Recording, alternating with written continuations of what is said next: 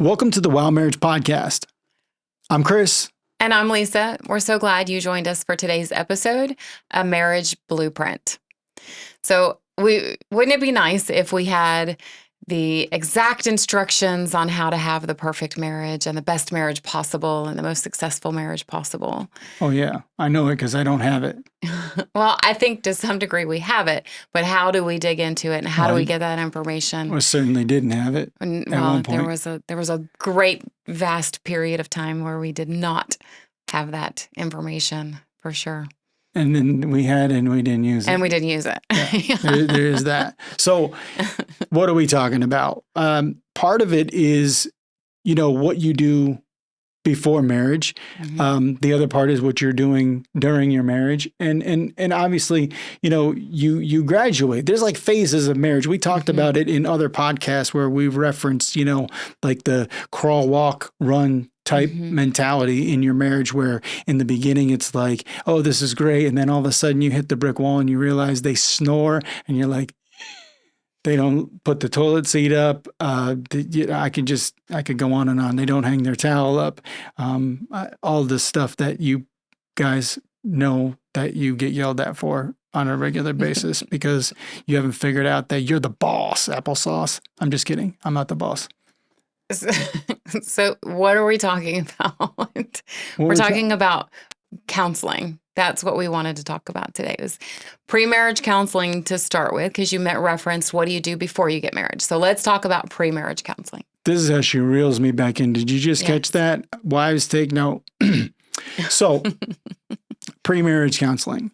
It was impactful. It was pivotal in Lisa and I's walk, so much so that we are firm believers that today, a lot of the things that we do and a lot of the things that we're successful at now, we always attribute that back to the pre-marriage counseling. And, our pastor in New York, Pastor Jay Stillinger of Abounding Grace Christian Church in Schenectady, New York, had it was very, very much, it was required. It was required, number one, for him to even, put his stamp of approval on our marriage.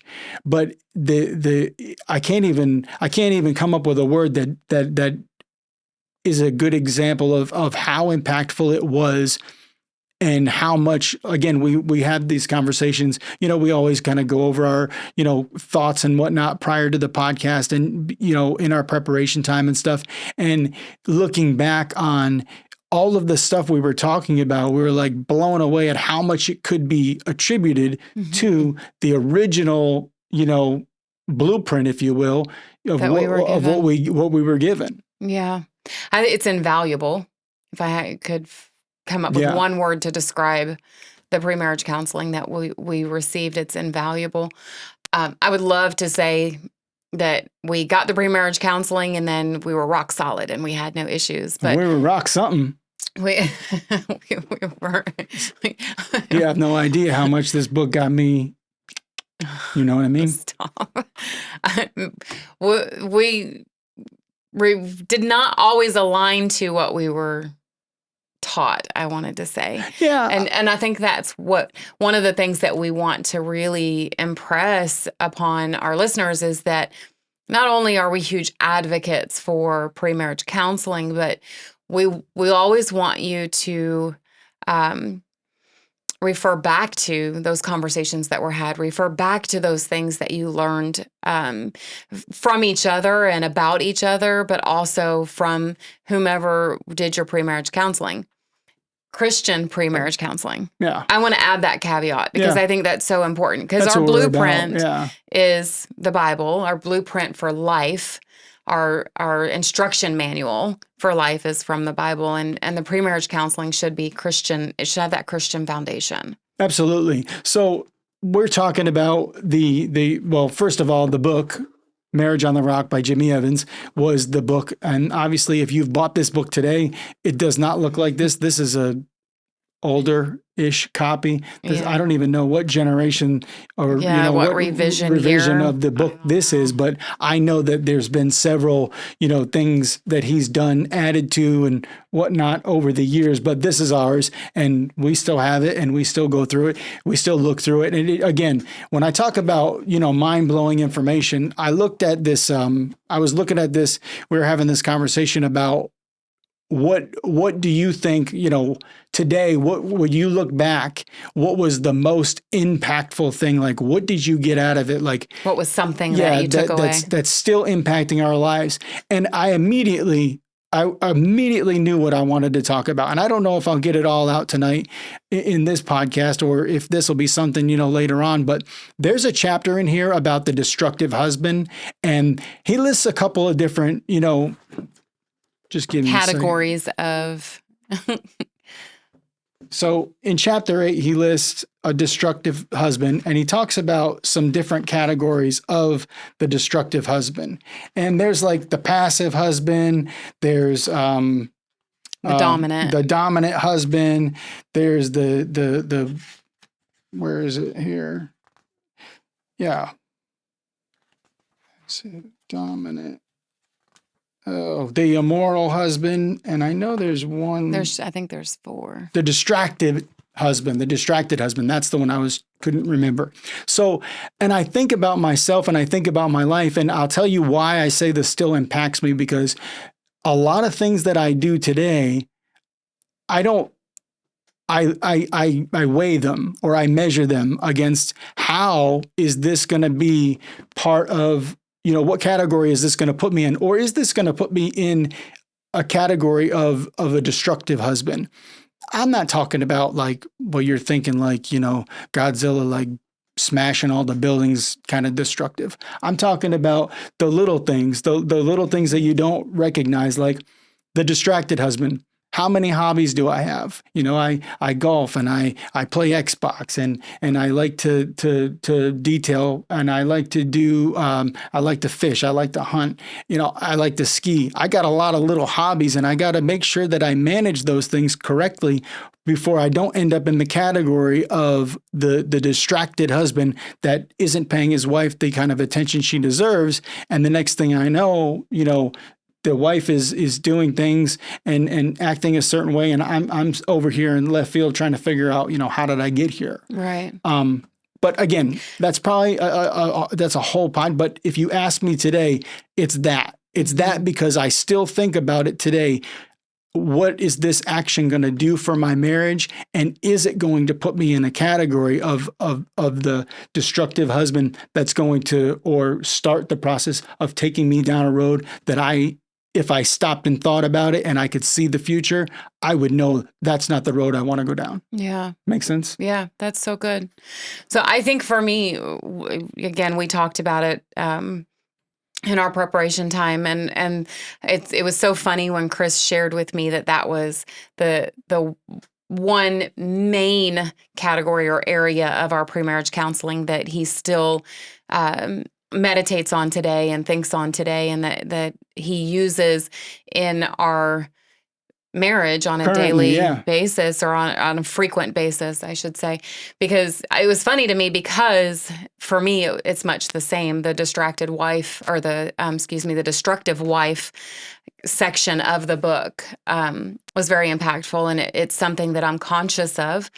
And I think that's the factor that premarriage counseling gives you, is an awareness of things. Yeah. And so for me, that's what it is. It's an awareness. I'm aware that there is such thing as a destructive wife. Yeah. And having that knowledge, I have something to weigh my decisions and my actions and my mannerisms, my character, my carriage as a wife. I have something to weigh it against. Yeah. And that's why I say, when I referenced the book, earlier, I mean, I made, a joke about it, about, how many times this has gotten me laid. But at the end of the day, you got to understand, this book has gotten me, or kept me, out of hot water. Mm-hmm. And it all started, from again, when I first read this book, it was really like, I read it.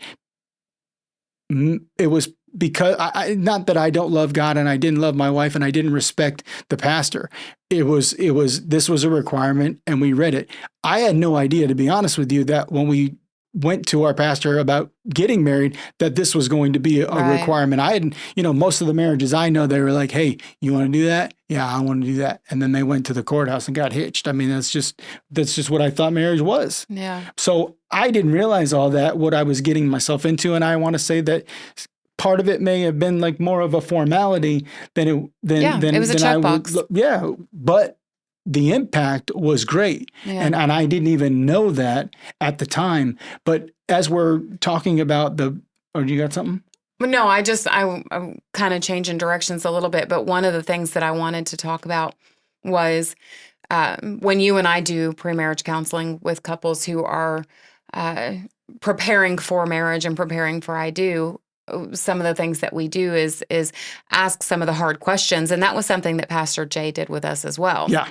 And that's exactly where I was going. So go ahead. Yeah, no, it was eye-opening for sure, but it was difficult questions that we hadn't thought of as being important and relevant before saying I do. Absolutely. And it can be simple things such as, where are you going to spend Christmases, to major life altering choices that you may not be in alignment with. And, how many kids are you going to have? Where are you going to live? What's your parenting style going to be if you choose to have children?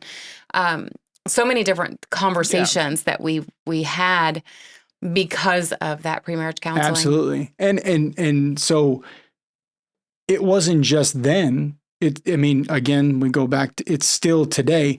These conversations that we had, one of the things that we impress upon people now that we do the counseling with, like, first of all, there's nobody like, I can't describe the passion that I have in that moment. And sometimes I worry, that maybe I'm too passionate with people that I talk to about marriage.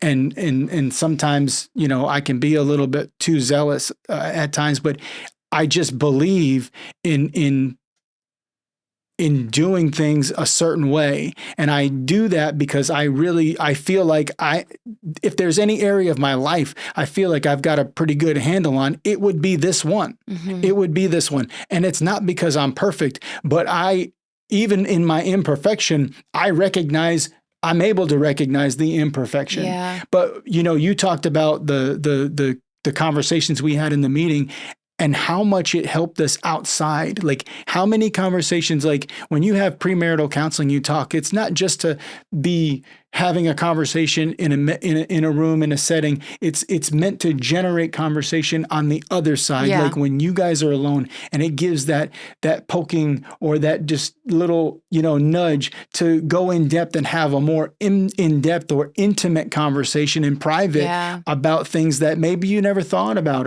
or maybe one of you has thought about it and hasn't figured out just the right way to say, hey, what do you think about this? And all of a sudden, well, Lisa said that. And I just wondered, how did you feel about it? Again, great opportunities to segue into one thing that maybe you haven't had the conversation about, but more than anything, to generate people to have conversation, because we can't just do that all our life. Right. We can't just sit there and word talk and never have a face-to-face conversation, because how do you, I don't know. That's the intimacy. Yeah. I don't know what you're saying. I don't know how you feel. I don't know. Emojis just don't do it for me. Yeah. Like I see an emoji, I'm like, oh, they laugh. But if you laughed at it, I really think, oh, that's funny.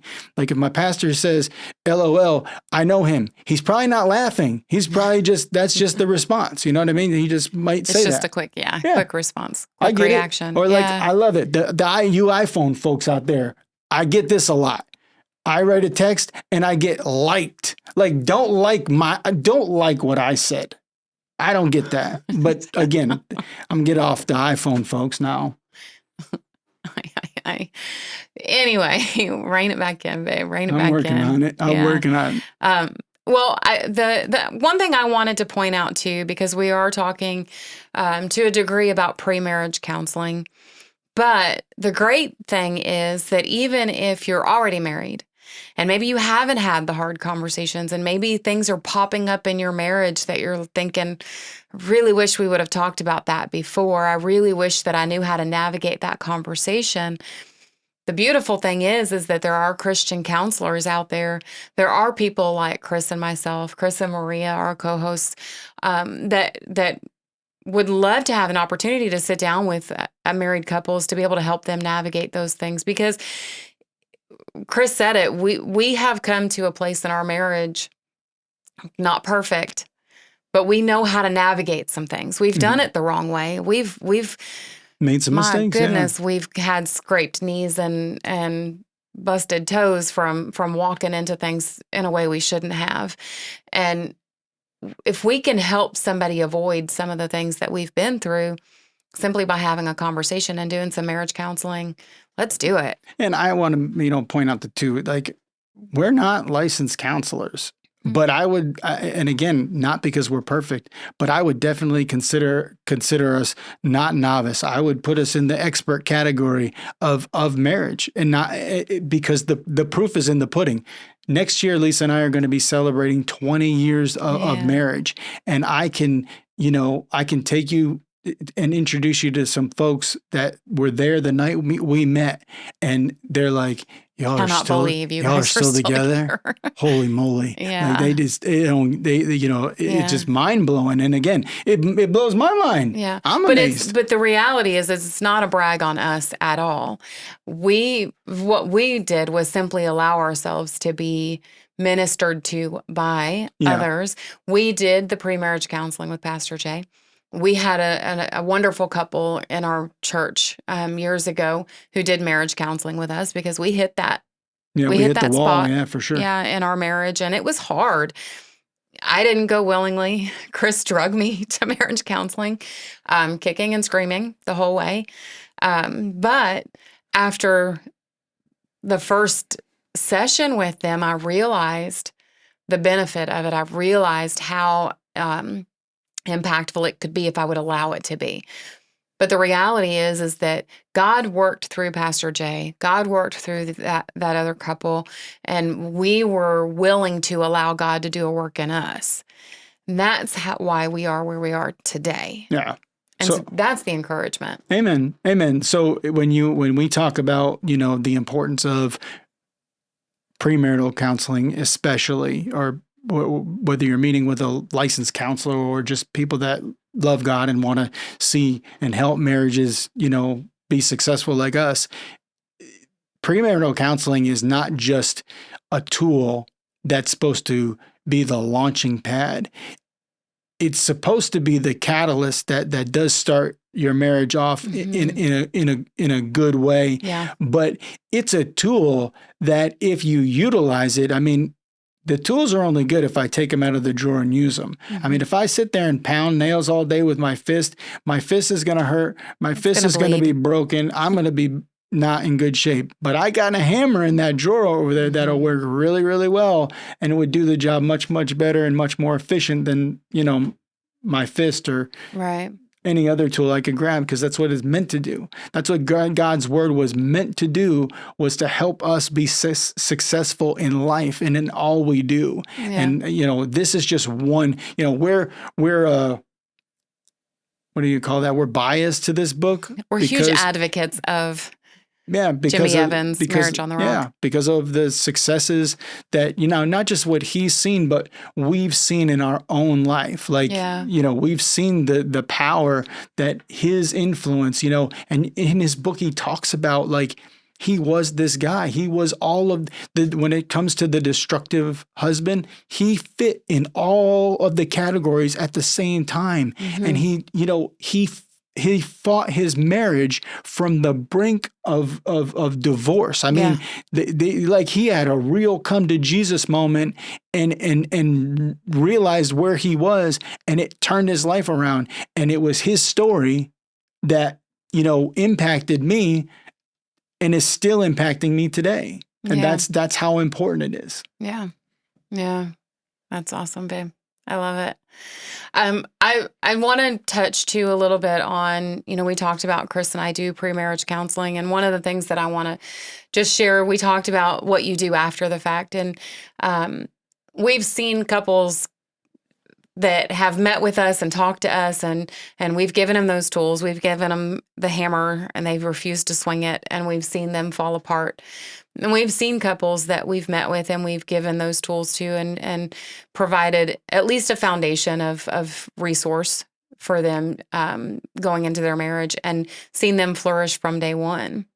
Mm-hmm. And be able to have, a marriage that is, while again, not perfect, is flourishing. Right. And so it's so important that when you connect with men and women of God who sow into your lives as it pertains to marriage, glean from them, but make sure that you are swinging the hammers. Make sure you are using those tools on a consistent basis. You can't put it in the drawer and decide you're going to pull it out when crisis comes. Yeah. These tools have to be utilized all the time. And, people say marriage is work, but to me, being a wife and being a mom, those are the two jobs that are the most rewarding, and the two areas of my life that I say jobs, it's kind of a negative connotation, but those are two titles that I carry in my life that I would work till my fingers bleed for, but it's worth it. It shouldn't be a work that's drudgery. No, not at all. I think that's where I'm trying to get to is it's not the kind of work that is like the mundane Monday through Friday 8 to 5, and I can't wait till I can punch out. I can't wait till I can clock out and be done and have my weekend. It's not that kind of work. It should be work that brings you happiness. Yeah. It should be work that you can see the fruit of it, and you can see the benefit of it when you've accomplished something.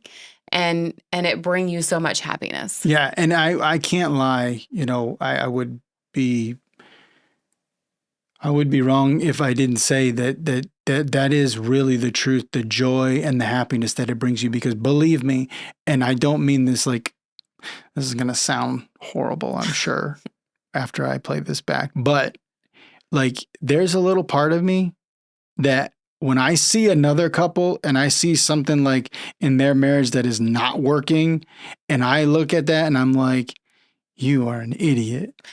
You could easily fix that by just this little tweak or whatever.